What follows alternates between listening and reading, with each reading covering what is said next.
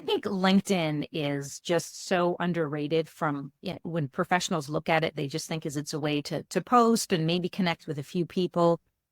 But that's part of what we do. We educate and we help our clients understand how to leverage LinkedIn to get new business, to build brand awareness, to build those deeper relationships. I'm Sylvie Garibaldi, founder and CEO of a well-established marketing training and done-for-you services company, tailored specifically for the modern legal and financial professional worldwide. While it's taken some trial and error to figure out which methods get the best results for professionals who are looking to grow their practices, fast forward to today, my team and I have nailed down and perfected a process that has helped so many of our clients consistently achieve outstanding results and create a legacy for their practices. I created the Serve First, Sell Later marketing podcast to give you simple, actionable, non-salesy, and results-driven marketing to grow your legal or financial practice like so many of our clients have. If you're a lawyer, mediator, financial, or divorce professional who is looking to become highly visible and wants to create a practice that makes an impact, then you're in the right place. Let's dive in.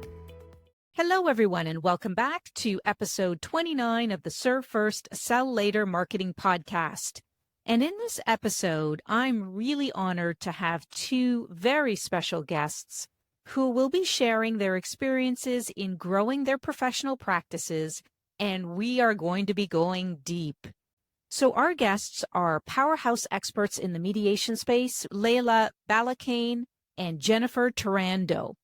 Layla is a distinguished mediator who specializes in divorce and family matters and is dedicated to promoting empathy and understanding and ensuring that every child can grow up in a safe, happy, and loving environment. She is a member of the board of directors and chair of the membership at the Southern California Mediation Association, and she significantly influences the field of mediation and, of course, has won numerous prestigious awards in the mediation industry. And if that's not enough, Layla also collaborates with leading experts as part of the Academy of Professional Family Mediators and also mentors other mediators and empowers families at Edmund D. Edelman's Children's Court. Jennifer is a registered nurse, attorney, and seasoned mediator. She has extensive mediation training, including through the Los Angeles County Bar Association, the Strauss Institute, and the Southern California Mediation Association, as well as the early dispute resolution training through the American Arbitration Association. So she specializes in mediating cases involving medical and health law issues. And Jennifer is a panel member of the Los Angeles Superior Court Mediation Referral Panel, the Mediation Center of Los Angeles, and the American Health Law Dispute Resolution Center. In addition to all of this, she is the immediate past president of the Southern California Mediation Association, and she really has demonstrated exceptional leadership and influence in this field. Welcome, Layla and Jennifer. So excited to have you both on the show today. And I'm really excited because I believe that you both bring a very unique perspective to business development and marketing into the space of mediation. And as thought leaders, I really wanted to bring you on the show to share your knowledge with our listeners so that they'll walk away from this episode with inspiration of what's possible for their practices. I thought where we could start off is maybe you can share a little bit about your background and how you first got started in your respective fields, because they're both, I think, quite unique. Amazing. Jennifer, I'll jump in. Thanks, Sylvia, for having us. Very excited to be a part of your podcast. I have a sort of varied career path. I started out as a registered nurse, pediatric nurse, and then I went on to law school. Always knew that I would work in healthcare and medical legal matters. And so I did that for many, many years on both sides, representing both providers as well as individual plaintiffs.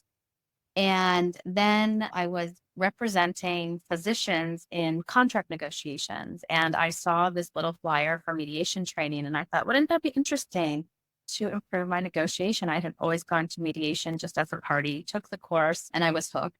It's all the things that I've always really loved is, is instead of fighting, taking problems and negotiating them and getting solutions for everyone. It has a bit of, psychology, which is always fascinating to me. And so then I sort of began taking a lot of mediation trainings and went on to take the well-known mediating the litigated case at Pepperdine and, multiple other trainings, got involved with Southern California Mediation Association. And I mediate various types of cases, but my main focus are cases with healthcare and medical legal issues. Fascinating, very interesting. I'm sure you have lots of interesting stories to share in that regard. Yeah. Again, thank you so much for having us, Sylvia, on your podcast. My answer goes beyond why I became a mediator, delved into how my personal background has deeply influenced my reason for choosing to be a mediator. I was born during the Iran and Iraq war, and I experienced literally bombs being dropped just a block away from our house. And I lived in a country that also didn't accept my parents' religious belief. So you can imagine at a very young age, I constantly had to live in uncertainty and fear. And my mom tried very hard to move 6 kids to US for a better life. And believe me, we all faced crazy challenges to finally come here. So culture is a huge part of my survival from beginning of time. I had to negotiate my survival. I had to negotiate my existence because of the harshness of climates and because of the circumstances. And then coming here as an immigrant was a tough journey. We moved through 2 countries, living in one for a year each before we finally could get a visa to come to US. So from a very young age, I experienced a lot of conflict, of course, family disagreements, and having 5 siblings, and then having to deal with the rejection of my parents' religious belief. And, from early on, I was always a curious child. I wanted to understand why there is conflict. How can we be more tolerant and accepting of each other? How can people from different backgrounds live together peacefully?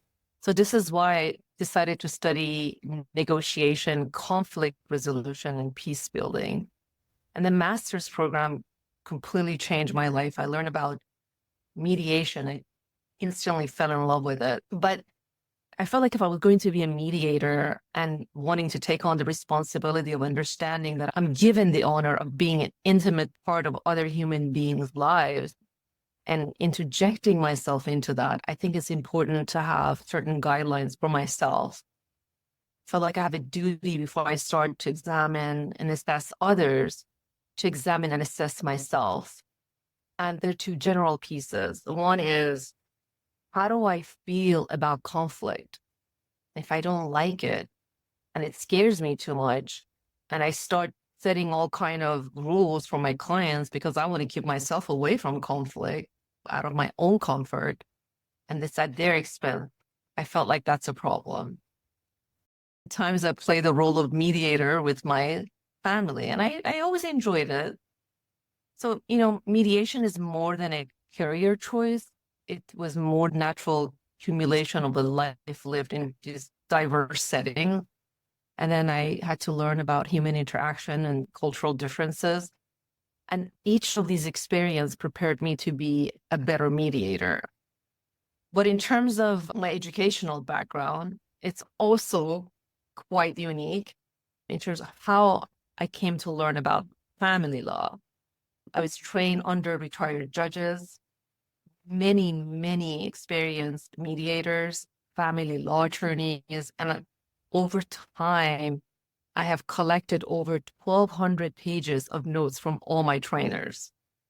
And also because I was always hungry to learn. So I sought to understand anything that has to do with the family law. I learned from trust attorneys, financial advisors, real estate brokers, and learning from each of them, it was really profound in terms of helping me to help my client. And then for 10 years, I mediated with different dispute resolution programs. There's so many of them out there. So it's really through all these numerous experiences is where I have built my practice and where I'm here. That's fantastic. I love hearing people's journeys and stories and how they got there. So thank you for sharing your story and being so forthcoming about that. What things that we talk a lot about in the marketing space when marketing a mediation service or any kind of legal or financial practice, we tend to look at who is your niche or what is your ideal market. And so both of you come to the marketplace with very distinct offerings. And I'd love to hear more about what is your niche and what makes it different, because we talk about that a lot when we work with our clients. And, we're big believers in ensuring that you have a niche. Now, a niche can be whether it's a specialty in terms of the service or whether it's an ideal target market. I think our listeners would love to hear more about what that niche is and how you best serve them. So maybe, Jennifer, we could start with you about your unique niche. Sure. And I think it's such an interesting question because I would say my niche is always a work in progress. I could not agree more that the niche is so important. And I'll say one thing that I had to learn and I am learning is you hear the term now micro niche, and you have to tighten your niche as much as possible to really develop a good client base. And I started out with a pretty broad niche in terms of saying, I would always say, mediate all things medical legal. But then you kind of start to think about almost everything can be medical legal in the law. I mean, there's so much. There's personal injury, there's medical malpractice, there's all the healthcare law, all the physician reimbursement, all the nursing homes. I mean, it's endless. It's been very helpful to me to have the nursing background. And so I focused on that because at least 50% of mediators, I would say, are lawyers. So to try to sell yourself as a lawyer mediator, you're still one of many fishes in the pond. And so I realized kind of early on that my selling point was the nursing. And I know it always helped me as a lawyer, as a mediator. People reach out to me because of that. They're looking on mediation. Part of the trust building process is having people understand you. And so, I can give an example of having a medical malpractice mediation where the physician defendant was immediately jumped in explaining things to me because he felt the trust that I knew what he was talking about, that I had been there in the hospitals, that and I understand how the charting works, how the orders work, how the patient care works. And so he felt he could just jump in. And it was true. I did understand it. And that was part of the trust building process. So it's kind of like a long circular answer. But in terms of developing a niche, I believe it's not so much maybe what your passion is or what you want to develop. For me, I started realizing it's the nursing thing. People will reach out to me on LinkedIn messaging and say, oh, you're a nurse, we'd like to use you as a mediator. Or so I found out that draws people more than mediation training, more than my legal background. And so I would focus on that. And I'm sort of naturally now, as I'm saying, like you kind of understand that the niche is forever, changing and growing. And the more I learn about things, is that it's focusing on the nursing. And then I've started picking up more and more nursing home cases. And so my niche may be going in that direction. I still have a very varied practice. And to be honest, I do I do personal injury, I do medical malpractice. I've picked up a lot of landlord tenant cases just because COVID and people started calling. They're not part of my niche, but I've learned how to do them. But I would say you find out what really your niche should be, your selling point. And for me, closing my long answer is that it really, for me, it's nursing, and I'm continuing to develop my niche around that. I absolutely love that. That makes so much sense that when you find that connection that, draws the audience and it aligns with your passion because you studied as a nurse and you were in the trenches as a nurse.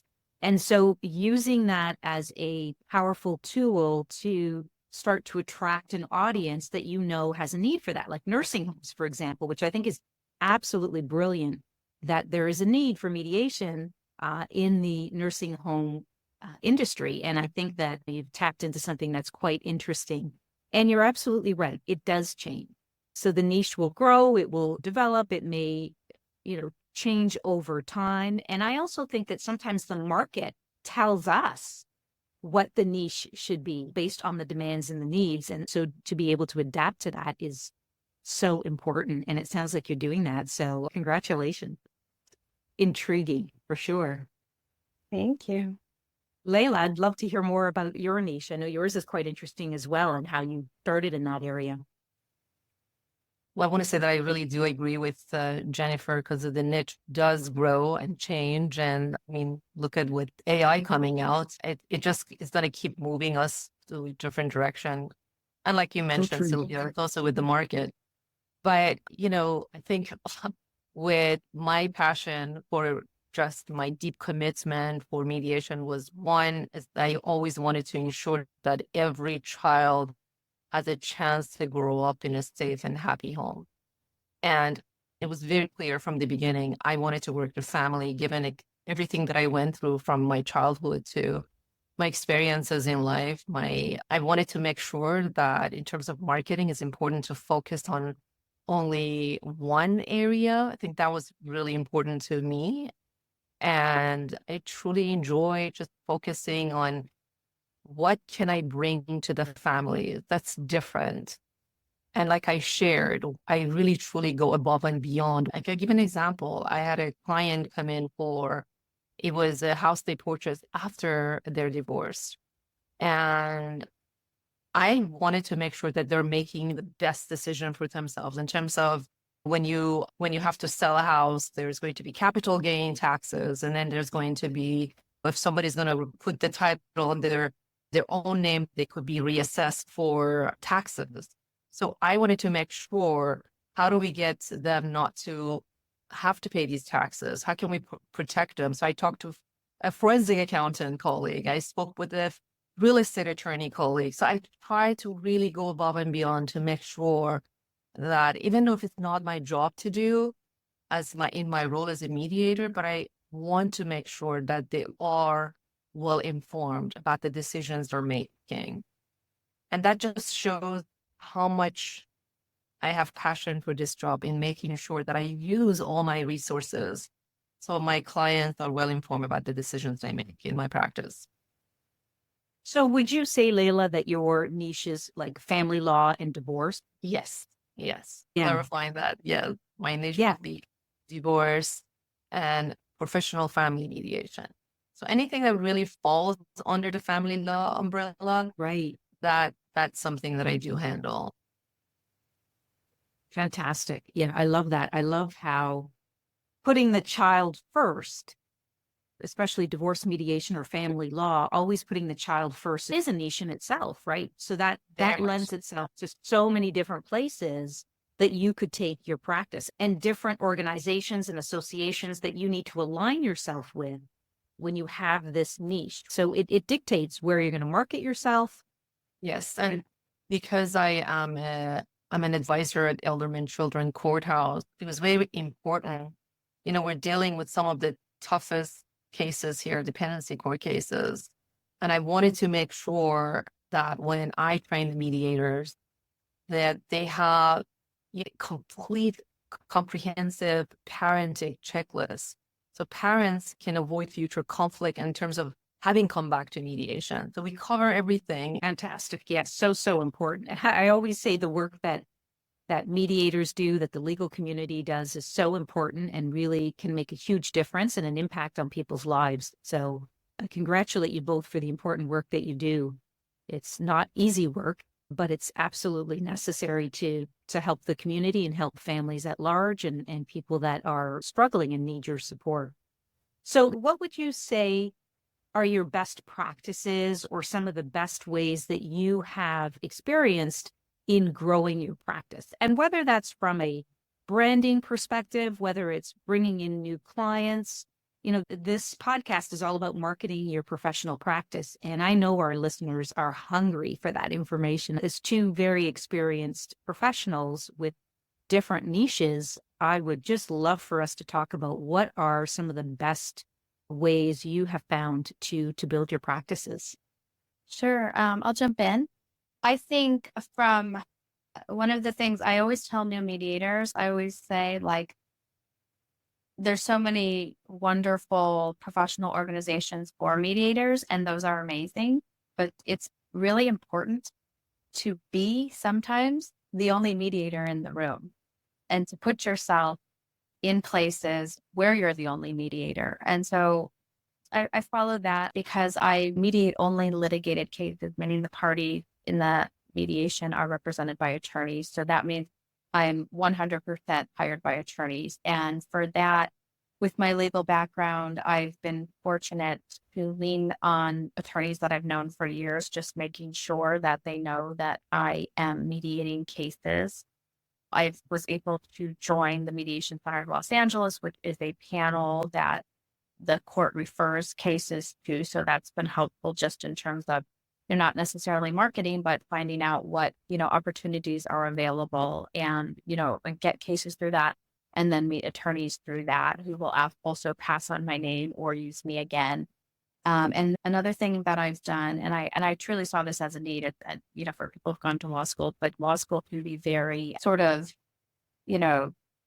book-based, I'll say, lacking some real-world skills. Although since I've graduated law school many years ago, I know the law schools have improved this. But I will tell you, there was exactly zero training on alternative dispute resolution, and for that matter, really very limited training even on trial litigation skills in law school. And you do a lot of, on-the-job learning. And so I saw that as an opportunity because I can remember as a young attorney being, somebody's calling me up, a partner the night before and saying, hey, I need you to cover this mediation tomorrow. And me really going to the mediation, not really even knowing what I was doing. And it took me years to learn how to be an advocate in mediation versus, and then learning how to become a mediator. And so I created a course called A View from Both Rooms, mediator's perspective on getting a case settled. And that the view from both rooms is I had been the attorney in the plaintiff's room and I'd been the attorney in the defendant's room. And so I kind of know strategies that both sides are using. And now I'm working as a mediator. And I just began offering that course to law firms to really train their newer lawyers. And it's been really well received. I can say what I think I did right with that course is I'm giving them something they need, something they use. So whether or not they're going to hire me as a mediator, they're learning something and that they can give that to their younger lawyers. So it's been something I've been brought in as like a lunchtime talk. It's a 1 hour talk. It's approved for continuing legal education in California. And so I can do it as a breakfast talk, a lunchtime talk. And it's just been really valuable. I truly believe it's one of those things where, you're planting seeds and hopefully it will grow into future business. And yeah, so I just think you need to be out there. I think being involved in professional organizations is helpful. It's a daily thing. I'm sure you would agree with this, Sylvia. It's like you can't start working and forget about your marketing. It's something you need to do every single day. Yeah, I love that. And I want to unpack that a little bit more, Jennifer. So you talk about going to attorneys for cases, or they would be referring to you. So I want to understand, how did you build relationships with them? I know some of them were already known to you, maybe perhaps friends and whatnot, but I think that's important to unpack a little bit. How did you actually get their attention and what kind of conversations did you have to build that know, like, and trust factor? And the second question I think I have is, with the courses that you delivered to these law firms, for example, I love that as a way of serving first and selling later. And that's the name of the podcast, right? Serve first, sell later marketing, educating your market first before actually delivering a service to them. The first question is, how do I build the relationships with attorneys? I mean, I lean heavily on the relationships I had. And so I think everybody can do that, whether, relationships are with attorneys, or I know a lot of the family law mediators lean on, build relationships with therapists. So I know there's all different avenues. I would say, honestly, the two things that I use to build relationships with attorneys are, or actually I'll say there's three things, is the course. And that's what I created the course for. And that's really a way to put something out there. I'm not asking for anything. I truly believe I love teaching and I enjoy going out and meeting people, but it's just like, I give them the course. I don't ask for anything. I don't make a pitch. I don't do anything. I thank them for their time, and it creates that relationship. I've had people reach out, thank me for the course, send me a message, say they really enjoyed it. The next place is really LinkedIn. I post things on LinkedIn. I wish I was a better poster, but I have 3 children.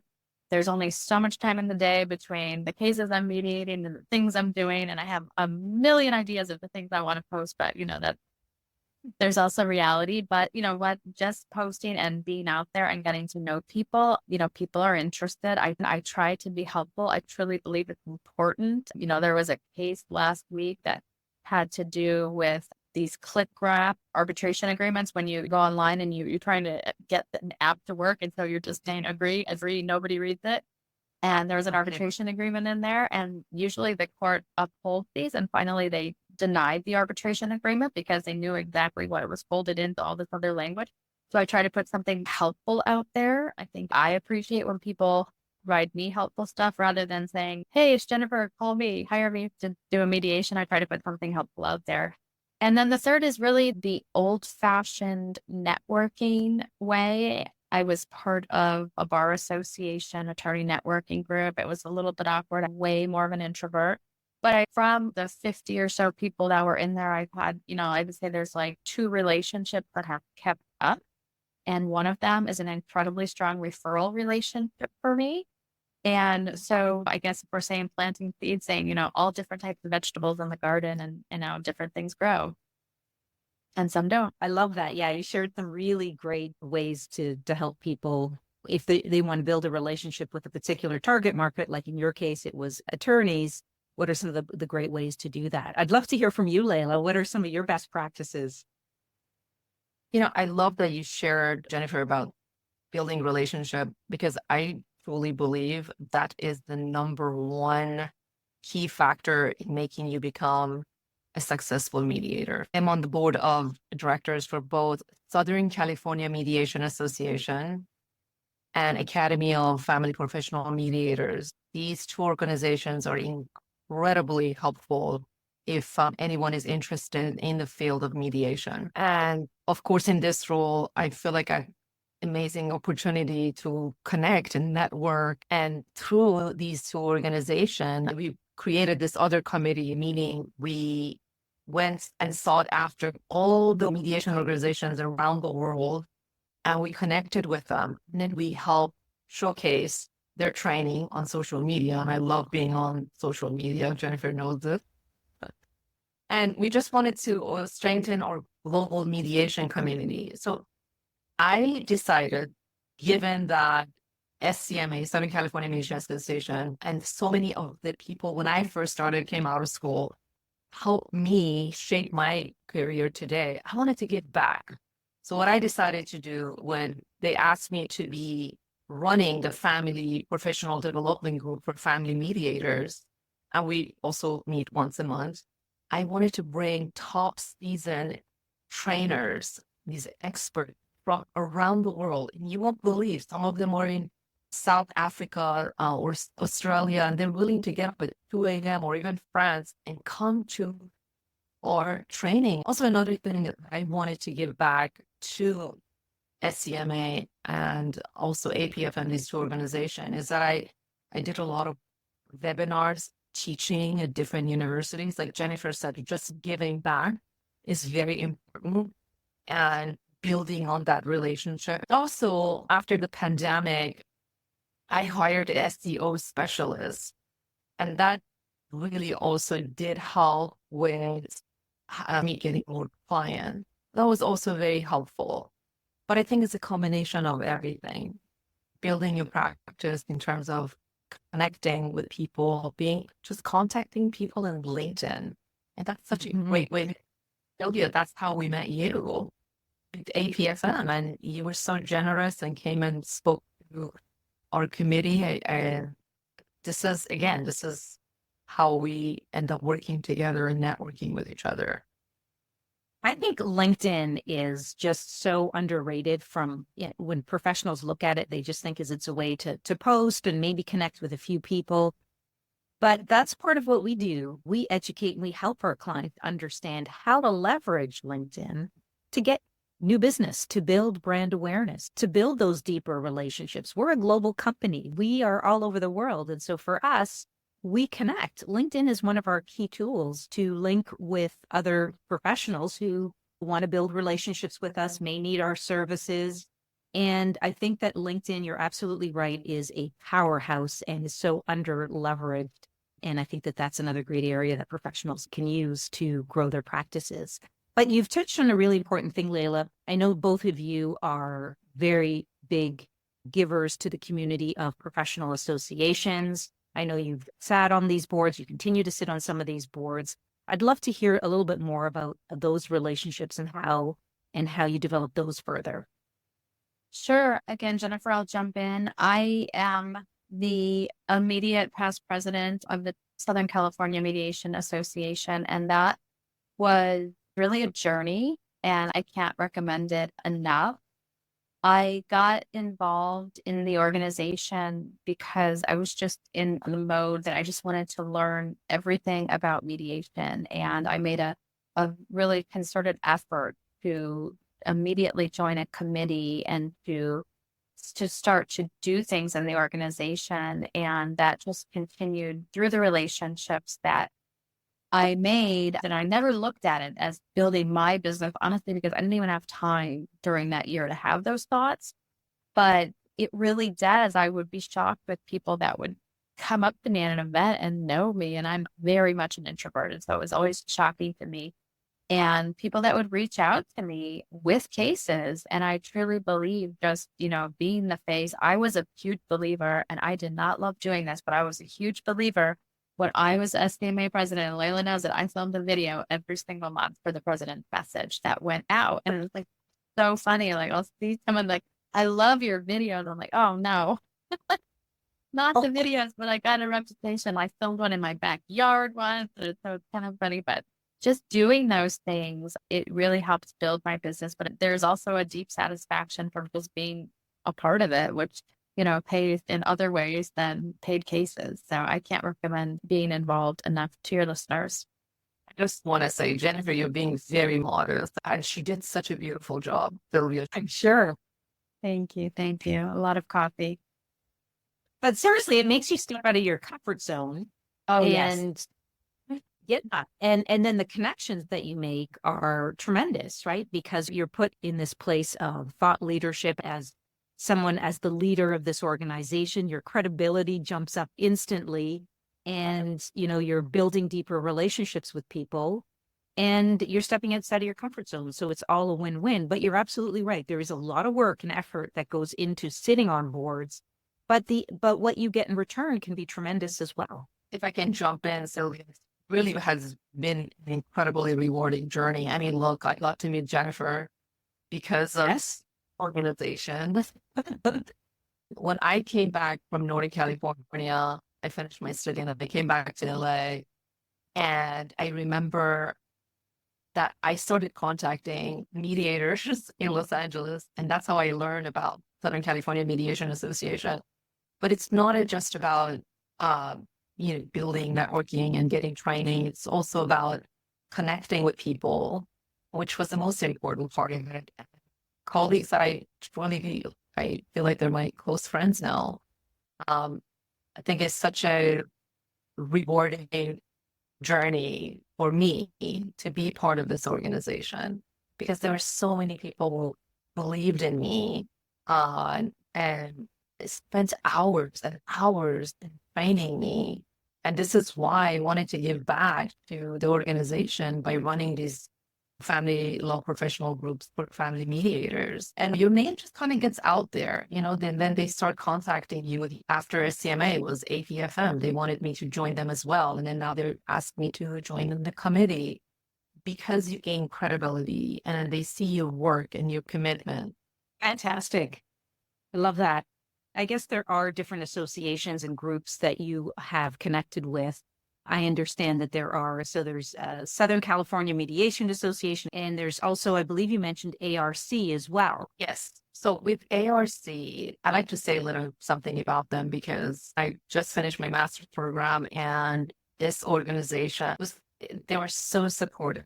I was able to have a physical location in their office, and there were a lot of retired judges, seasoned attorneys, and I was able to rent the office location. And they were all very supportive and helping me with when I had questions regarding my cases. And we were very lucky now to collaborate with them. And they were offering us a few of their speakers to be part of our upcoming training, which we feel very fortunate to have them with us. And Jennifer, if you want to add more to that.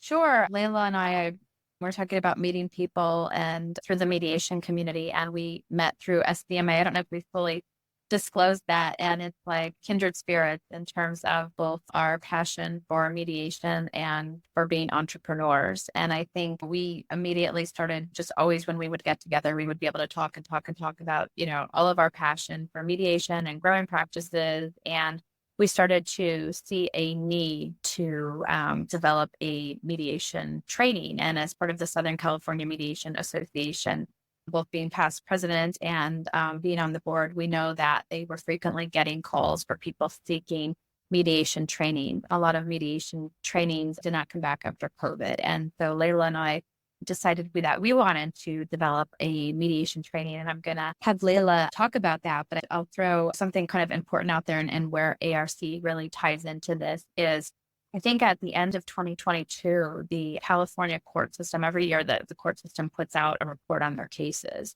And at the end of 2022, I believe that they had reported an all-time high backlog of 1 million cases in the California court system due to the lack of trials during the COVID period. And that's going to take years to undo. So you can go to any courthouse and the judge is going to be telling you one thing, settle the case, because they do not have the space, the juries, the resources to try all these cases. And so the need for mediators is higher than ever with all of this. And ARC is a private mediation panel, but I will say one thing from the conversation that Layla and I have had with them is that they are committed to the community of mediation. And talking with them, they specifically reference wanting to contribute to the development of the next generation of mediators. So I'm going to let Layla tell you about the training we have developed and the support we are receiving and collaborating with ARC. I love that. So first of all, congratulations on pulling this course together. I can't wait to hear more of the details and have our audience hear about it as well. But I think you touched on something really important. We talked about discovering the need in the market. And that's exactly what both of you have done here, which I think is absolutely brilliant. You've identified that there was a need in the market based on the backlog of cases from COVID. And now you've developed this training program that can help fill that gap in the marketplace. So absolutely, I'd love to hear more about the details of the program. And I think we understand why you did it. It makes total sense. Definitely want to thank also Alternative Resolution Center on this podcast, what the ARC stands for, Alternative Resolution Center. So both Jennifer and I are very excited that we're studying our comprehensive 40-hour mediation training. It's a hybrid program, and it's designed for those who work during the day and are seeking opportunities to grow and learn in after hours. We're going to start August 13, and we'll be meeting every Tuesday and Thursday for 3 weeks. We also included a special Saturday session. It's going to be August 17 from 9 a.m. until 2:30 p.m., and it's all Pacific time. We'll have a couple of in-person meetings on September 3rd and 5th. It's going to be in downtown Los Angeles. And our comprehensive program covers everything from handling civil to divorce cases. We also have a prominent guest speakers, of course, including one of them is you, Sylvia. And we have you as one of the marketing experts, but we have another marketing expert joining us, and each of them already share their unique insight and proven strategies.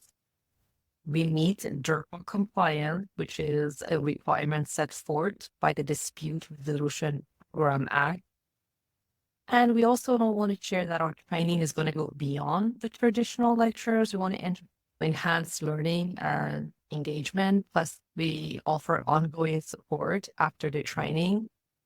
And we want to also invite the trainers around the world as we get through this in the future to have them join our training, which again, that's how we're going to continue changing it by having different speakers join us. Most people approach mediation, especially as it becomes more professionalized, that I'm the mediator, I'm the professional. However, there is a vital aspect often overlooked when they enter a room as a mediator or as a therapist or as a lawyer does, just as any human does when they enter a training room. We are entering someone else's space. And so what happens, we become part of the system, and that obligates us. So in fact, if we're going to become part of the system, very first thing that we need to start doing is examining ourselves, right? And this is what we're teaching our participants. What are my own biases? Where did they come from? What are my fears about this? How would I handle it? How will I assess this? Because to be helped, I have to be able to assess how I deal with conflict. And that is going to be the key in helping our participants in mediation so they can help the parties in mediation, especially with very difficult issues when the parties are scared. And these are the type of questions, Sylvia, we want to bring to our audience at our training by asking them reflective questions. Yeah, I love that. And I love the experience that both of you are bringing to the table to this mediation training. So it's called Mediation 40-Hour Training Mastery. What is the link if people want to learn more? And the website is 14hourmediationtraining.com. Fabulous. And we'll put that in the show notes too. So in terms of start date, it starts August 13, and it meets every Tuesday and Thursday for 3 weeks, 6 to 9 p.m. Fantastic. Well, I'm super excited to be part of it. So thank you for inviting me to that. And I know with the experience that both of you bring, I'm sure it's going to be an amazing success. So congratulations for that exciting business development initiative that you've pulled together. So as we wrap up this session, is there anything else you'd like to add? I mean, I'll add that we've talked about so many things, and I always think people can be stressed hearing how many different things there are. And I just think that it's consistency helps to choose one thing and to focus on it, and that you can do this. We just want to say thank you for again inviting us. And we look forward to seeing you at our training, Sylvia. Yes, I'm looking forward to it. Absolutely. Well, thank you so much for imparting your wisdom and your knowledge. I am very confident our listeners are going to learn so much from this episode. And I encourage anyone who's out there and is interested in becoming a mediator or sharpening your skills to check out the program that Jennifer and Layla have pulled together. So I think that's a wrap for today. Thank you so much again, and have yourself an amazing day.